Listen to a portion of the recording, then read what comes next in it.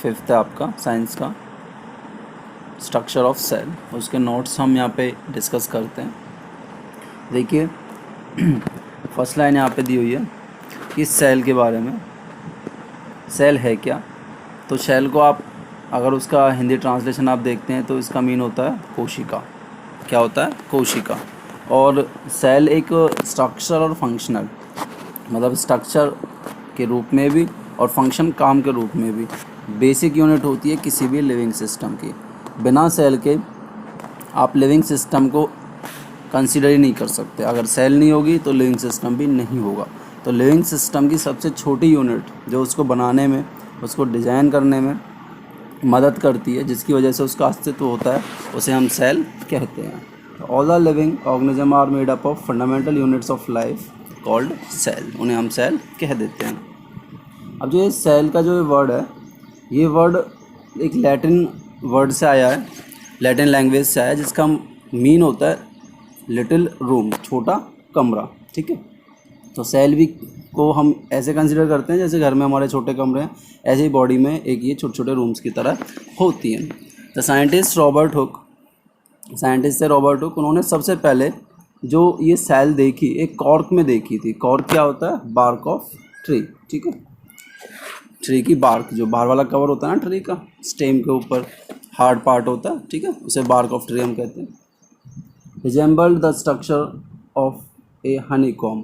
और जब उन्होंने उस बार्क ऑफ ट्री का स्ट्रक्चर देखा, उसमें लिटिल रूम देखे, तो उन्होंने उस लिटिल रूम को कंपेयर किया हनी कॉम के साथ। उन्होंने ये देखा कि ये तो हमें ऐसा दिखता है जैसा कि मधुमक्खी का छत्ता होता है, हनी कॉम होता है।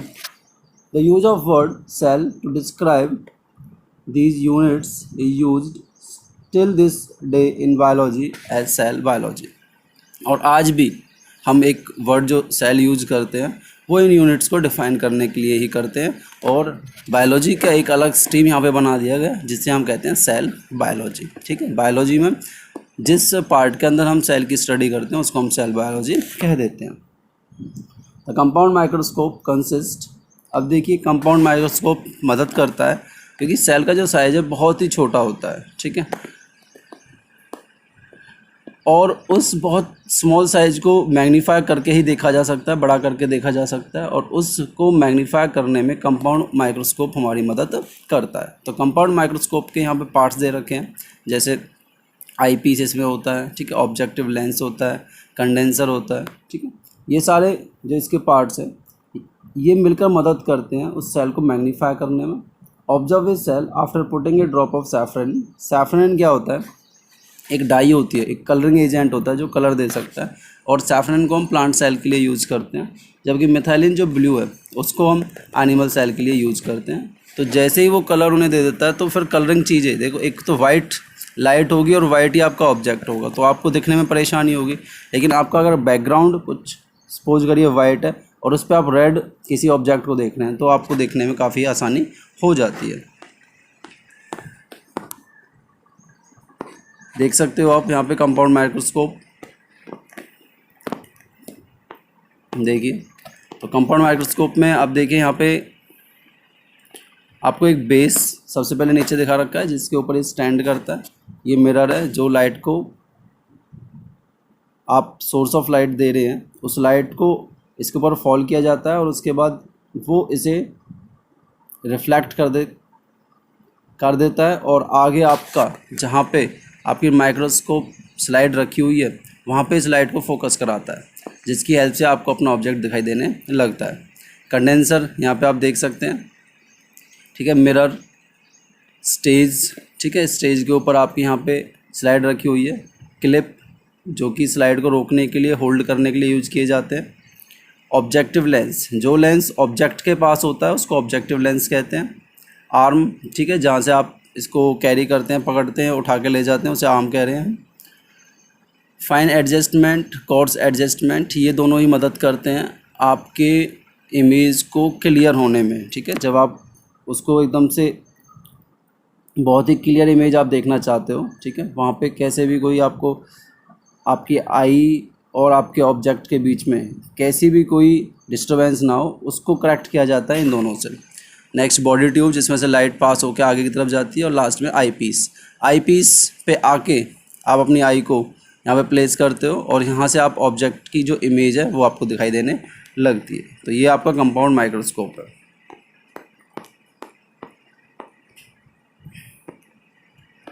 नेक्स्ट देखिए, द साइंटिस्ट लीवनहुक, एक साइंटिस्ट थे Leeuwenhoek, saw free living cells in the pond water for the first time. सबसे पहले अगर किसी ने लिविंग सेल देखी थी तो वो थे आपके लीवनहुक, और उन्होंने जो लिविंग सेल देखी थी वो पॉन्ड वाटर के अंदर देखी थी। उसमें एल्गी थे, कुछ बैक्टीरिया थे, तो वो उन्होंने यहाँ पे देखे थे। इन्हें हम फादर ऑफ माइक्रोबायोलॉजी भी कहा जाता है, इसीलिए कहते हैं क्योंकि सबसे पहले इन्होंने ही लिविंग सेल्स के बारे में हमें आइडिया दिया। The scientist, next scientist Robert Brown, discovered the nucleus in the cell. देखिए सेल के अंदर एक मेन जो सेंटर्ड पार्ट होता है जिसे हम कहते हैं न्यूक्लियस, वो ही पूरी सेल के फंक्शन को रेगुलेट करता है। ठीक है, सेंटर में न्यूक्लियस है, वो ही पूरे सेल के फंक्शन को कंट्रोल करता है। किस प्रोडक्ट की सिंथेसिस होनी है, क्या डिज़ाइन करना है, ठीक है, क्या फंक्शनिंग होनी है सेल की, तो वो सारी चीज़ें जो स्टोर होती हैं इंफॉर्मेशन के रूप में वो आपकी न्यूक्लियस के अंदर होती है। तो इस न्यूक्लियस के बारे में हमें बताया था रॉबर्ट ब्राउन ने। द सेल थ्योरी स्टेट्स, अब एक सेल थ्योरी का कंसेप्ट यहाँ पे दिया गया, और इस कंसेप्ट में क्या था कि all the plants and animals are composed of cell, कि जितने भी प्लांट्स और एनिमल्स हैं वो सारे के सारे ही सेल से मिलकर बने हुए हैं। It was proposed by Schleiden and Schwann. तो ये जो साइंटिस्ट थे इन्होंने सेल थ्योरी यहाँ पे प्रपोज की थी या गिवन इनके द्वारा दी गई। The cell theory was further expanded. अब इस सेल थ्योरी में कुछ और पॉइंट्स बाद में ऐड किए गए, उसको फर्दर स्टडी किया गया। बाकी एक साइंटिस्ट थे विर्चो, रेडोल्फ विर्चो इनका नाम था। तो इन्होंने सेल थ्योरी को स्टडी किया और उसमें कुछ पॉइंट्स अपनी ऑब्जर्वेशन के तौर पे ऐड किए, और उन्होंने सजेस्ट किया कि all cells arise from the pre existing cells, कि कोई भी नई सेल पुरानी जीवित सेल से ही बन सकती है। ऐसा नहीं होगा कि बिना सेल से नई सेल डिज़ाइन हो जाए। The cells differ in size, shape, structure. जो सेल्स होती हैं वो साइज, शेप और स्ट्रक्चर में अलग अलग होती हैं। यहाँ पे कुछ एक्टिविटी हमें दिखा रखी हैं। Onion peel various cell in human body, NCERT के पेज नंबर 57 और 58 पे है। Types of cells, onion cells, smooth muscle cells, blood cells, bone cells, fat cells, तो ये हमको यहाँ पे दिखा रखी हैं। अभी जो सेल्स हैं ये वेरी क्यों करती हैं? ये वेरी इसलिए करती हैं क्योंकि इनके फंक्शन भी अलग अलग होते हैं। तो जो सेल्स हैं वो पर्टिकुलर फंक्शन के लिए काम करती हैं, पर्टिकुलर फंक्शन को कैरी करती हैं, इसीलिए उनके सेल के स्ट्रक्चर में चेंजेस हमें देखने को मिलते हैं। देखिए आप यहाँ पे देख सकते हैं स्मूथ मसल सेल्स, ठीक है जी, blood cells, nerve cells, ovum, bone cells, sperm, fat cells. तो ये ह्यूमन की डिफरेंट सेल्स यहाँ पे दिखा रखी हैं।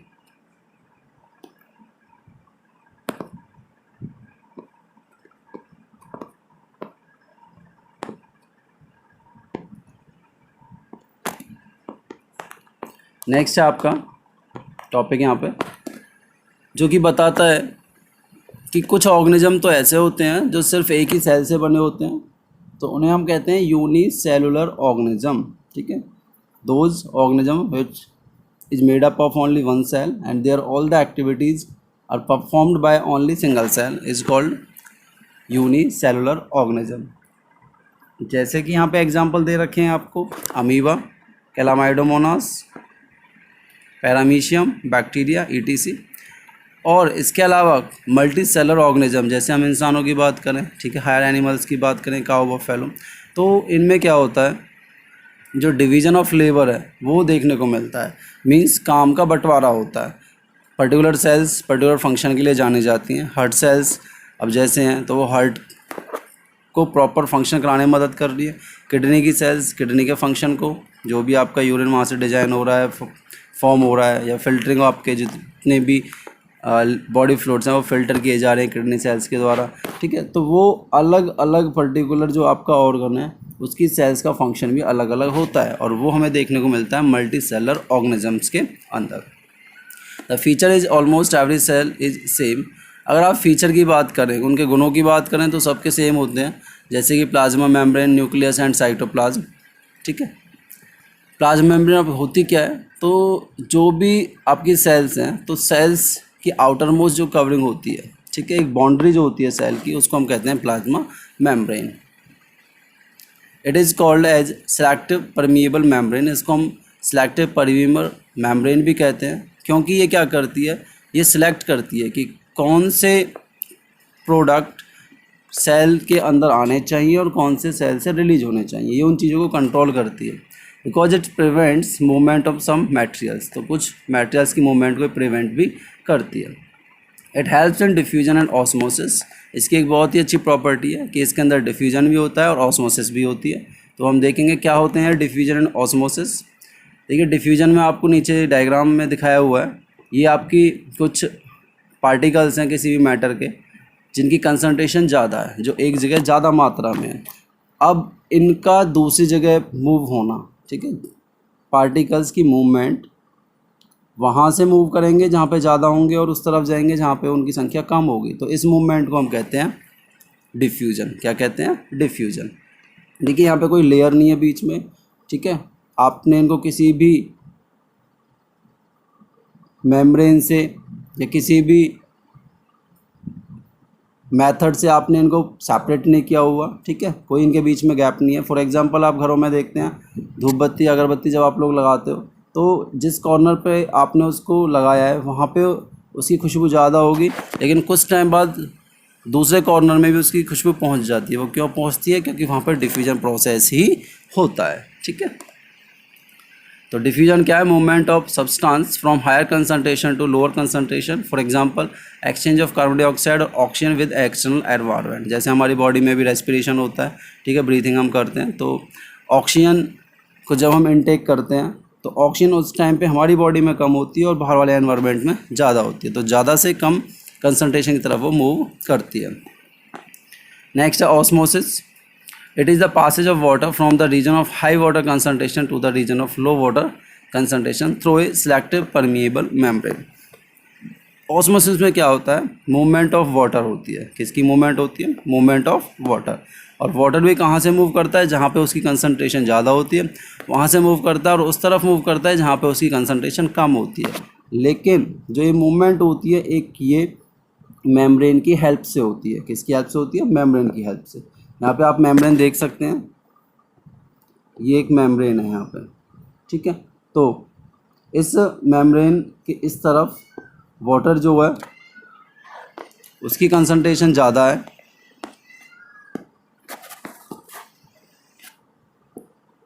हायर वाटर कंसंट्रेशन, और यहाँ पे लो वाटर कंसंट्रेशन। तो वाटर यहाँ से यहाँ पे मूव कर रहा है, किसके थ्रू? इस मेम्ब्रेन के थ्रू मूव कर रहा है। ठीक है, तो इसे कहते हैं हम osmosis. The cell gains water. इसमें जो सेल है वो गेन करती है वाटर को इफ़ द मीडियम, यदि जो medium surrounding the cell has a high water concentration. यदि सेल के आसपास, ठीक है, या आप सेल के बाहर समझें, यदि सेल ऐसे मीडियम में पड़ी हुई है जहाँ वाटर की कंसंट्रेशन ज़्यादा है, तो वाटर उस एक्सटर्नल एनवायरनमेंट से सेल के अंदर आ जाता है, और इसे हम कहते हैं हाइपोटोनिक सॉल्यूशन। क्या कहते हैं इसको? Hypotonic solution. ठीक है, उस सॉल्यूशन को जिसमें वाटर की कंसंट्रेशन ज़्यादा है रिस्पेक्ट टू सेल। सेकंड है the cell maintains the same water concentration.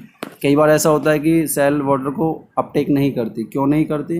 क्योंकि उस टाइम पे दोनों तरफ की कंसंट्रेशन सेम होती है, उसे हम कहते हैं आइसोटोनिक सॉल्यूशन। इस केस में ऐसा नहीं है कि वाटर इनटेक नहीं किया जा रहा, इनटेक किया जा रहा है, लेकिन उतना ही वाटर रिलीज किया जा रहा है। तो अल्टीमेटली हम ये कह सकते हैं कि वहाँ पे नो नेट मूवमेंट वहाँ पे कुछ नहीं होती। ठीक है, एक्चुअल में जितनी कंसंट्रेशन बाहर की तरफ प्रेजेंट है उतनी ही बाहर रहेगी, और जितनी अंदर की तरफ प्रेजेंट है उतनी ही अंदर रहती है। थर्ड केस है द सेल लूजेज वाटर। कई बार ऐसा होता है कि सेल वाटर को लूज कर देती है, और ऐसा कब होता है? जब बाहर सेल के जो मीडियम है उसमें वाटर की कंसंट्रेशन कम होती है और सेल के अंदर वाटर की कंसंट्रेशन ज़्यादा होती है। उस टाइम पे सेल का वाटर रिलीज करके बाहर चला जाता है, और इस तरह के मीडियम को हम कहते हैं हाइपरटोनिक सॉल्यूशन, इसे हम कहते हैं। अब क्या यहाँ पे एक नोट दे रखा है, the cell drinking is endosmosis. कि सेल जो चीज़ों को ड्रिंक करती है उसको एंडो ऑस्मोसिस कहा जाता है, ठीक है। एंडो अंदर की ओर और ऑस्मोसिस आप पढ़ चुके